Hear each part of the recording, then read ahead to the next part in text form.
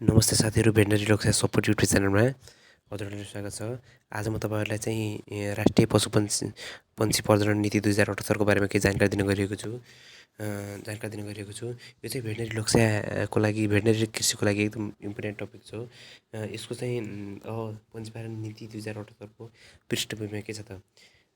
पृष्ठभूमिमा के छ भन्दा देशमा पालिने अधिकांश पशुपन्छीहरूको उत्पादकत्व अपेक्षाकृत कम रहेको र पशुजन्य पदार्थको राष्ट्रिय आवश्यकता बढ्दै गएको सन्दर्भमा तिनीहरूको उत्पादन क्षमता बढाउनको लागि नजर सुधार गर्नु अपरिहार्य छ। अहिले चाहिँ पशुपालनको उत्पादकत्व चाहिँ न्यून रूपमा घट्दै गइरहेको र यसो चाहिँ पशुजन्य पदार्थको राष्ट्रिय आवश्यकता बढ्दै गएको, जस्तै दुध, फुल, अन्डाहरूको चाहिँ आवश्यकता बढ्दै गएकोले यसले नजर सुधार गर्न अति नै अनिवार्य छ। साथसाथै देशको अमूल्य सम्पत्तिको रूपमा रहेको रैथाने पशुपन्छीको संवर्धन र दिगो उपयोग गर्नुको विशेष महत्त्व छ। पशुपन्छी र दिगो उपयोगको चाहिँ हामीले चाहिँ के विशेष महत्त्व संरक्षण गर्न चाहिँ विशेष महत्त्व छ। रैथाने जस्तै स्थानीय जातका गाई भैँसी, भेडा बाख्रा कुखुराहरूलाई चाहिँ हामीले चाहिँ लोपन नदिएर त्यसको विकास कसरी गर्न सकिन्छ भनेर चाहिँ त्यसलाई अझै हामीले चाहिँ नस्ल सुधार गर्न चाहिँ आवश्यक छ। हाल पशुपन्छीको व्यवसायीकरण हुँदै जाँदा उत्पादन दिने वंशाणु गुण भएका जीवित पशुपन्छीहरूका साथै बिर्खेको समेत आयात भई स्थानीय रैथाने जातसँग प्रजनन गराउने चलन बढिरहेको छ। विभिन्न क्षेत्रबाट विदेशी जातका बोका बाख्रा, बङ्गुर, माछा, कुखुरा, अस्ट्रिच, कालिज जस्ता अन्य जातका पशुपन्छीहरू आयात तथा उत्पादन गर्दा अपनाउनु पर्ने प्रजनन पद्धतिका वैज्ञानिकता र व्यवस्थित अभ्यासको कमी रहेको अवस्था छ। अहिले चाहिँ हाम्रो नेपालमा चाहिँ नेपाली जातभन्दा विदेशी जातले धेरै प्राथमिकता दिइरहेका छन्। त्यसैले अब विदेशबाट ल्याउँदा विभिन्न किसिमका रोगहरू फैलिन सक्ने सम्भावना चाहिँ बढी हुन्छ। पशुपन्छीहरूको आयात यसको प्रजनन पद्धतिमा पनि वैज्ञानिकता र व्यवस्थित अभ्यासको कमी। अब यसमा चाहिँ प्रजनन पद्धतिमा अध्ययन अनुसन्धान धेरै गरिँदैन र व्यवस्थित अभ्यास पनि गरिँदैन। व्यवस्थित के कसो भनेर अभ्यास पनि गरिँदैन। अब देशको हावापानी पशुपालन व्यवस्थापनको क्षेत्रमा कृषकको अवस्था र पशुजन्य उत्पादनको राष्ट्रिय र अन्तर्राष्ट्रिय बजार समयलाई दृष्टिगत गरी पशुहरूका उपयुक्त जात विकास तथा तिनका उपयुक्त प्रजनन पद्धतिको छनौट, प्रजनन सम्बन्धी सेवा विस्तार र यसको नियमन लगायतका विषयहरूमा राष्ट्रिय नीति तर्जुमा हुन आवश्यक छ। देशको शासकीय संरचना जस्तै माथि भनेको छ, यसमा भनेको छ कि उपयुक्त प्रजनन पद्धति छनौट, त्यसपछि प्रजनन सम्बन्धी सेवा,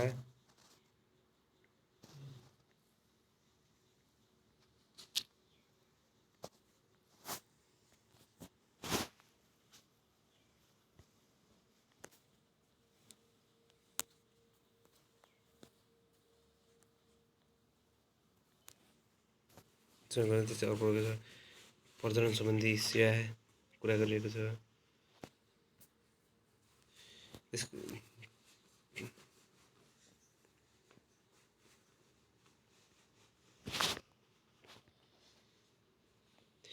त्यस्तै प्रजनन सम्बन्धी कार्यलाई स्पष्ट निर्देशनको साथ सरकारको तिनै तहको समन्वय र सहकार्यमा प्रभावकारी रूपले सञ्चालन गर्नु वाञ्छनीय भई राष्ट्रिय पशुपन्छी नीति 2078 स्वीकृत गरे।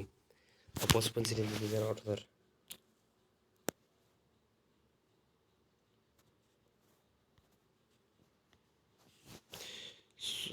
कार्यान्वयनमा ल्याएको छ।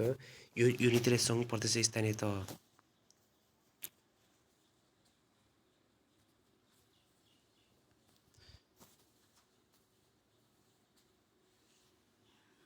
स्थानीय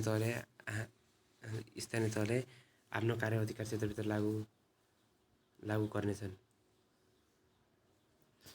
अब यसमा चाहिँ विगतका प्रयासहरू के भइरहेका छन्? विगतका प्रयासहरू जस्तै यसमा इम्पोर्टेन्ट कुराहरू के छन् भन्दाखेरिमा जस्तै विक्रम सम्वत 1917 जङ्गबहादुर राणाको प्रयासमा बेलायतबाट जर्सी गाईहरू नेपालमा ल्याई पशुको नजर सुधारको सुरुवात भएको पाइन्छ।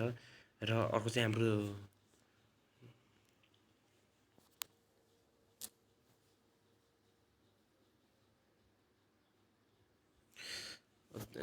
2014 सालमा चाहिँ संस्थागत रूपमा गाईमा कृत्रिम गर्भधारण कार्यको थालनी भएको थियो।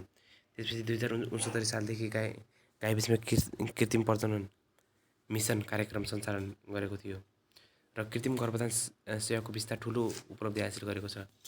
अब चाहिँ हाम्रो 2069 चाहिँ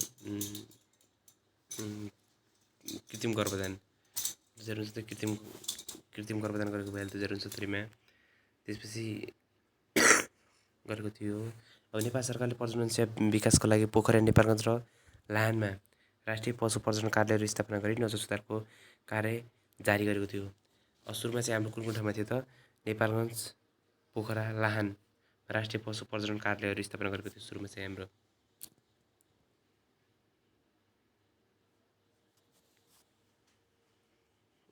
गरेको थियो। त्यस्तै यहाँ भनेको चाहिँ नेपाल कृषि अनुसन्धान परिषदले बङ्गु तथा कुखुराको नजर विकास तथा स्थानीय जातको पशुहरूको अध्ययन र संरक्षण कार्यहरू गर्दै आइरहेको छ। देशभित्रै उच्च प्रजननमान भएका गाई भैँसीको उत्पादन गरी तिनको उपलब्धता बढाउन दुधालु गाई भैँसी वर्णशङ्कर त्यसपछि हाम्रो डेरी क्यापिटल आयोजना चाहिँ हल्का इम्पोर्टेन्ट छ।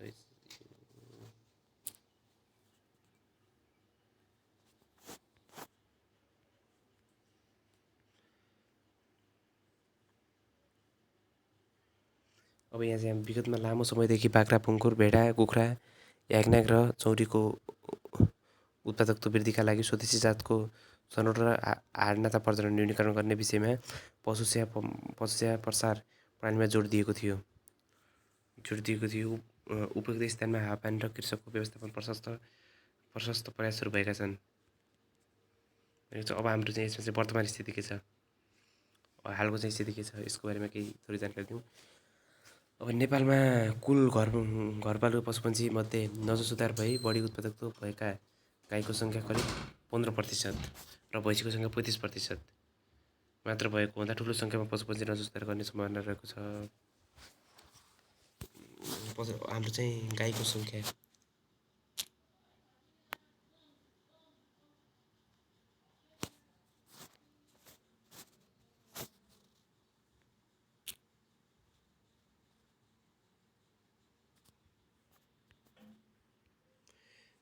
प्रतिशत, त्यसपछि प्रतिशत र गाईपछि नजर सुधारको लागि सञ्चालित कृत्रिम गर्भधान कार्यक्रम आवश्यक पर्ने जमेको बिर्हे प्रजन सिमेन्ट बङ्गुरको बिरुवाहरूबाट तातो बिर्हे बङ्गुरमा चाहिँ हाम्रो चाहिँ फ्रेस सिमेन्ट चाहिँ प्रयोग गरिन्छ है साथीहरू। फ्रेस सिमेन्ट तातो बिर्हे चाहिँ प्रयोग गरिन्छ। त्यसपछि उत्पादन गर्ने गरिएको छ उच्च प्रजनन मान भएका जर्सी होल्स्टाइन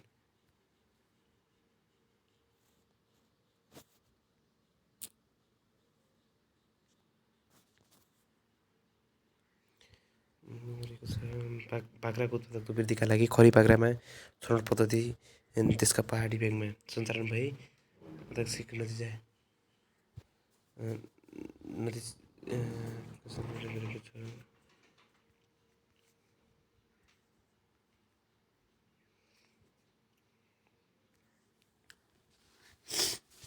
अब साथीहरू यसको समस्या र चुनौतीहरू के छन् यसको बारेमा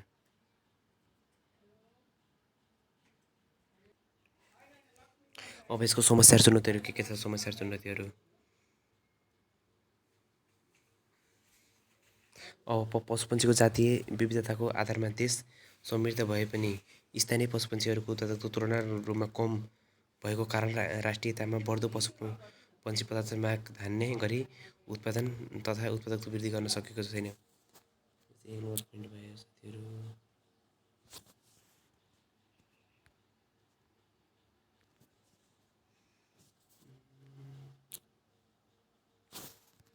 बिग्रिरहेछ।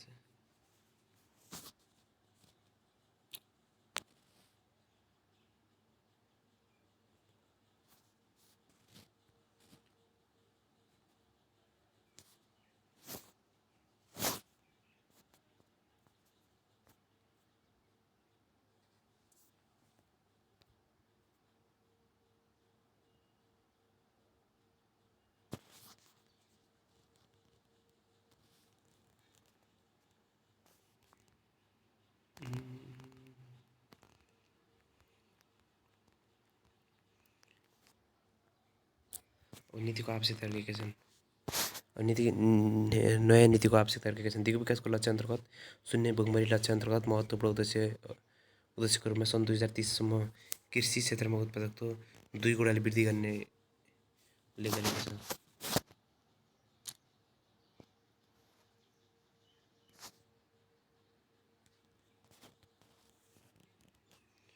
गरेको छ। त्यस्तै नेपालको संविधानको धारा 36ले व्यवस्था गरेको खाद्य सम्बन्धी हक र धारा 42मा रहेको सामाजिक न्यायको हकको उपधारा 4मा व्यवस्था भएको किसानका लागि स्थापित बिउबिजन र कृषि प्रजातिको छनौट र संरक्षणको हक कार्यान्वयन तथा धारा 51को गहुँ कृषि तथा भूमि सुधार सम्बन्धी नीति 2 अन्तर्गत कृषकलाई कृषि सामग्रीमा पहुँच दिनको लागि पशुपक्षी क्षेत्रबाट योगदान पुर्याउनका लागि समेत पशु क्षेत्रमा नीतिगत व्यवस्था गरेको छ।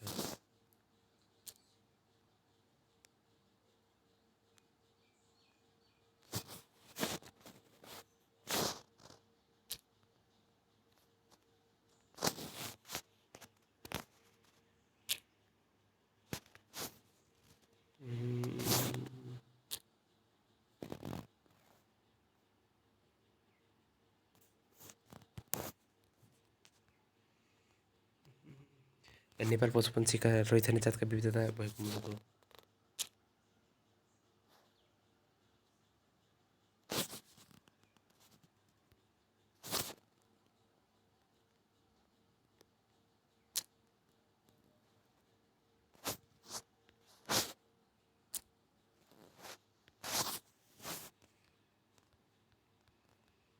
दूरदृष्टिमा के छ भने पशुपन्छी क्षेत्रले वातावरण मैत्री गुणस्तरीय प्रतिस्पर्धी आधुनिक र व्यावसायिक रूपमा रूपान्तरण गर्न सक्षम हुने आनुवंशिक स्रोत तथा क्षमताको अधिकतम सदुपयोग संरक्षण तथा सम्वर्धन गर्ने पशुप्रजनन नीति प्रणाली।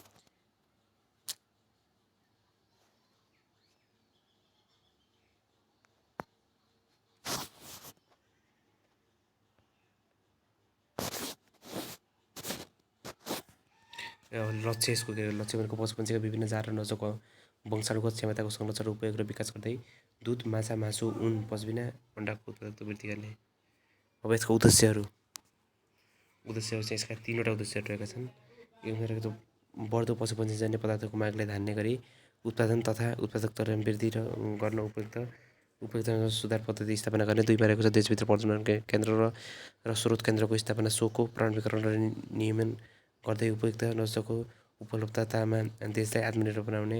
3मा रहेको छ पशुपन्छीको आनुवंशिक स्रोत र जैविक विविधताको संरक्षण र उपयोग गर्न उचित वातावरण सिर्जना गर्ने। यसको नीतिहरू चाहिँ 7वटा चाहिँ नीतिहरू रहेका छन् र रणनीति 4वटा रणनीतिहरू रहेका छन्। अब त्यस्तै साथीहरू अब यो 10 नम्बरमा भनेको छ कार्पेट ऊन उत्पादनको लागि बरुवाल र बेङ्गलुरु नसलको भेडाको प्रजनन एवं सुधारको लागि।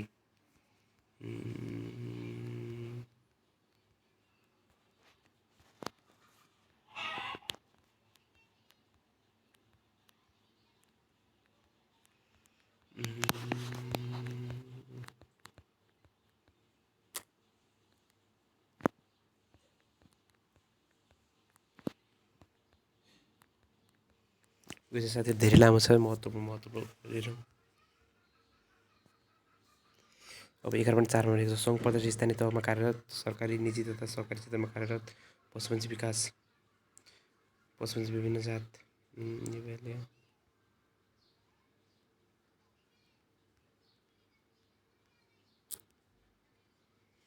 अब नियमन अनुगमन तथा मूल्याङ्कन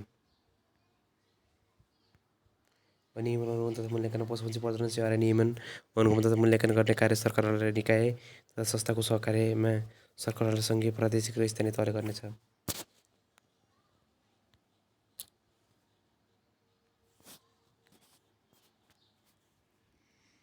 नीतिको परिमार्जन यस नीतिको आवश्यकता अनुसार नेपाल सरकारले संशोधन वा परिमार्जन गर्न सक्नेछ भनेको छ। परिमार्जन पुरै गर्ने भयो नेपाल सरकारले।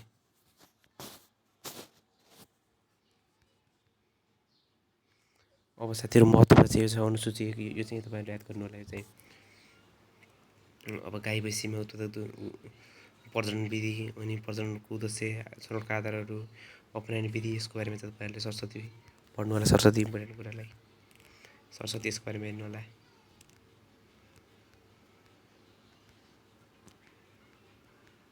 यहाँ खच्चरको पनि दिएको छ माछा जलीय खाने जीवको त्यसपछि कुखुराको खरायो बङ्गुर बाख्रा त्यसपछि भेडा भैँसी गाई यसको बारेमा सरस्वती हजुरहरूले चाहिँ याद गर्नुलाई चाहिँ इम्पोर्टेन्ट कुरा हो यस्तो कुरामा चाहिँ जोकिन्छ नै राम्रोसँग अध्ययन गर्नुलाई ल हुन्छ साथीहरू आजको लागि चाहिँ यति नै भिडियो चाहिँ मन परेमा लाइक कमेन्ट सेयर सब्सक्राइब गर्नु नभुल्नु होला यस्तै चाहिँ भिडियो लिएर फेरि पनि आउँछु हस् त धन्यवाद